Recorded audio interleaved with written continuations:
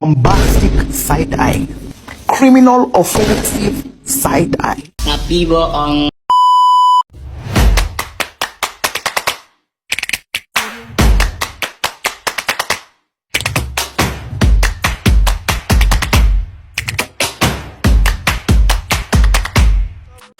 Tryna make you my number one, tryna make you my numero uno. Met this pretty thing, nice to meet you, mucho gusto. Sweeter than a churro, she calls me papi chulo. Nah, gede nih dah nih. Tuh. Pelan-pelan, tarik pelan. Capek ah.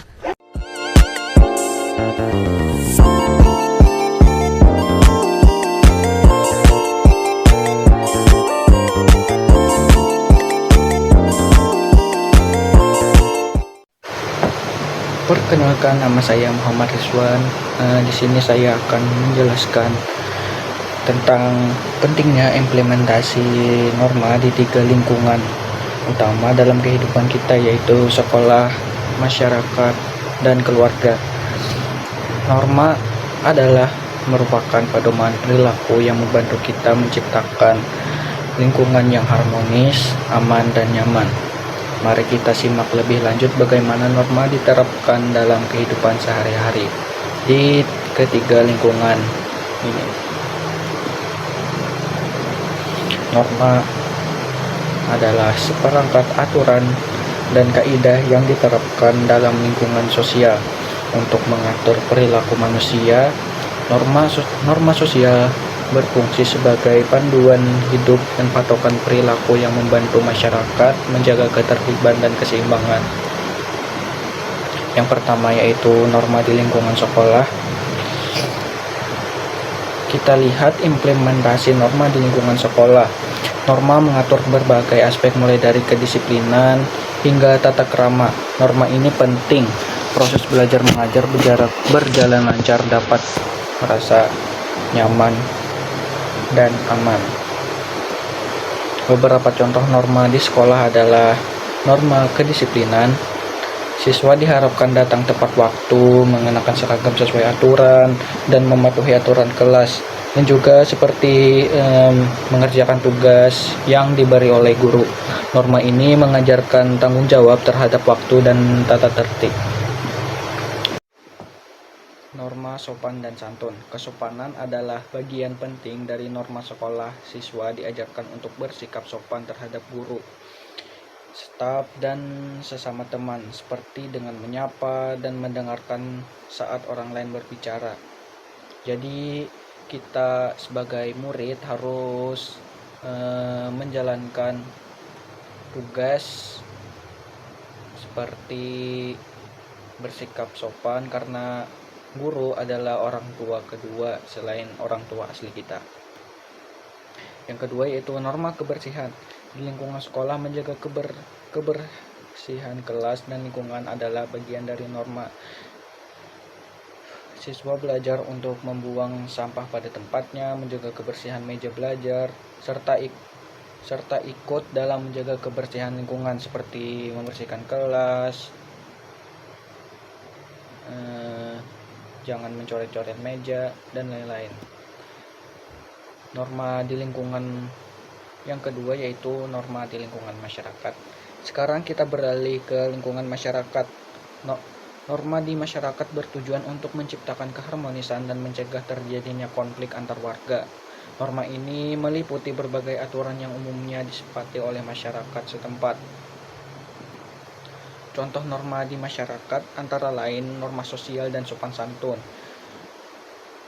Norma ini mencakup perilaku sehari-hari seperti menyapa tetangga, tidak mengganggu orang lain dengan suara keras, dan menjaga keharmonisan dalam interaksi sosial. Contoh norma sosial dan sopan santun di masyarakat yaitu seperti ikut serta dalam gotong royong, musyawarah apabila ada RT mengadakan rapat, yaitu kita bisa ikut serta. Yang kedua, norma kebersihan dan kesehatan. Norma ini penting untuk menjaga lingkungan yang sehat dan bersih, seperti membuang sampah pada tempatnya, ikut serta dalam kegiatan gotong royong, serta menjaga kebersihan tempat tinggal di masyarakat. Peran pemimpin lokal seperti ketua RT dan RW, organisasi masyarakat sangat penting dalam memastikan bahwa norma-norma ini diikuti dengan baik. Selanjutnya itu norma keamanan. Untuk menciptakan lingkungan yang aman, masyarakat harus menghormati peraturan setempat, seperti peraturan lalu lintas dan keamanan lingkungan. Hal ini juga termasuk melaporkan hal-hal mencurigakan yang mengganggu keamanan. Dan yang ketiga, norma di lingkungan keluarga. Keluarga adalah tempat pertama bagi seorang belajar norma dan nilai kehidupan. Di dalam keluarga, norma diterapkan untuk menjaga keharmonisan, saling menghormati, dan kebiasaan baik. Contoh norma di lingkungan keluarga yang pertama yaitu sopan santun. Di dalam keluarga, saya diajarkan untuk berperilaku sopan kepada orang tua dan anggota keluarga lainnya. Contohnya berbicara dengan nada sopan, mendengarkan orang tua, dan mengucapkan terima kasih atau permisi. Nah, jadi kita sebagai anak harus menjalankan norma ini karena sangat penting. Misalnya kita nada bicaranya tinggi, kada sopan, nah jelas tuh bisa membuat ibu atau ayah kita marah karena kita tidak memiliki norma atau sopan santun. Yang kedua, kedisiplinan dan tanggung jawab. Norma ini mencakup kedisiplinan dalam menjalankan tugas seperti mengerjakan pelatihan rumah, menjaga kebersihan kamar, peraturan waktu jam tidur, makan, belajar diatur agar semua kegiatan berlangsung teratur. Misalnya anak-anak tidur minimal pada jam 10 dan harus bangun pada jam 5. Kenapa? Karena kita harus menaati peraturan orang tua. Selanjutnya itu kejujuran. Keluarga mengajarkan penting jujur dan terbuka dalam berbicara serta bertindak. Orang tua menekankan pentingnya kejujuran agar anak-anaknya tumbuh menjadi pribadi yang dapat dipercaya. Nah, jadi kita harus selalu jujur nih. Misalkan kita sekali aja bohong, orang pasti menilai kita selalu bohong kayak itu, meskipun kita berkata jujur. Setiap anggota keluarga harus jujur dalam segala hal, seperti melaporkan jika ada barang yang rusak atau menceritakan kebenaran jika ada masalah. Orang tua mendorong anak-anaknya untuk menghadapi masalah dan memberikan dukungan kepada anak-anaknya. Jadi intinya kita harus menjalankan norma-norma yang ada di 3 tempat tadi, yaitu masyarakat, lingkungan, dan sekolah. Karena kalau kita tidak memiliki norma, perilaku kita akan buruk karena tidak memiliki peraturan. Karena sebuah negara atau sebuah tempat pasti memiliki peraturan yang berbeda-beda, jadi kita harus menaati semua peraturan dan menjalankan norma-norma yang berlaku di semua tempat tersebut.